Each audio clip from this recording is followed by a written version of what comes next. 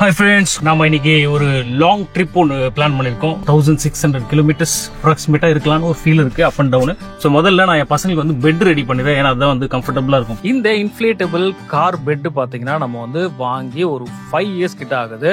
அதுவும் அமேசான்ல தான் வாங்கியிருந்தோம். இதோடைய பிராண்ட் நேம் பாத்தீங்கன்னா ஆல் எக்ஸ்ட்ரீம் அப்படின்னு சொல்லிட்டு, கண்டிப்பாவே எக்ஸ்ட்ரீம் லெவல்ல இது பெர்ஃபெக்ட்டா பெர்ஃபார்ம் பண்ணுது அப்படின்னு சொல்லலாம். இந்த 5 இயர்ஸா நாங்க போன எல்லா ட்ரிப்லயும் இந்த பெட்டோட கான்ட்ரிபியூஷன் அப்படின்றது நிறையவே இருந்திருக்கு. என்னுடைய குழந்தைங்க இந்த டிராவலிங் டைம் ஃபுல்லா இந்த பெட்ல தான் படுத்துக்கிட்டோம், உட்காந்துட்டோம், கேம் விளையாடிட்டும் என்ஜாய் பண்ணிட்டே வருவாங்க. அதோட மட்டும் இல்லாம எப்பெல்லாம் எனக்கு டயர்ட் ஆகுதோ அப்பெல்லாம் ஒரு பெட்ரோல் பங்க் ஓரமா நிறுத்திட்டு நானும் இந்த பெட்ல படுத்து ரெஸ்ட் எடுத்திருக்கேன். எங்களுடைய எல்லா டிராவல் மெமரிஸ்லயும் இந்த பெட்டுக்கும் அதுல பங்கு இருக்குன்றத கண்டிப்பா ஒத்துக்கிட்டே ஆகணும். இந்த ஏர் பெட் அடிக்கிறதுக்கு முன்னாடி கீழே நம்ம வந்து ஒரு சேஃப்டிக்காக நம்மளோட வண்டி கவர் இருக்கு இல்லையா, இந்த கவரை நீட்டா ஸ்ப்ரெட் பண்ணிட்டு அதுக்கு மேல இதை வச்சோம் அப்படின்னா பஞ்சர்லாம் ஆகாது. இந்த மாதிரி காரோட கவர் நம்ம இதுல போட்டோம் அப்படின்னா நம்ம டிக்கில வைக்க வேண்டிய ஸ்பேஸ் தான் நமக்கு இங்க கிடைச்சோம். இப்போ இதுல ஏர் அடிச்சிட்டோம் அப்படின்னா பெர்ஃபெக்ட்டா நமக்கான ஸ்பேஸ் ரெடி. ஓகே, உங்களுக்கு நான் யூஸ் பண்ணிட்டு இருக்கேன் இதே சேம் கார் இன்ஃபிளேட்டபிள் பெட் உங்களுக்கு தேவை அப்படின்னா கீழே நான் டிஸ்கிரிப்ஷன்ல லிங்க் கொடுத்துருக்கேன், நீங்க பர்ச்சேஸ் பண்ணி வாங்கிக்கலாம். உண்மையிலேயே நல்ல ஒரு ஒர்த்தான ப்ராடக்ட் அப்படின்னு சொல்லலாம்.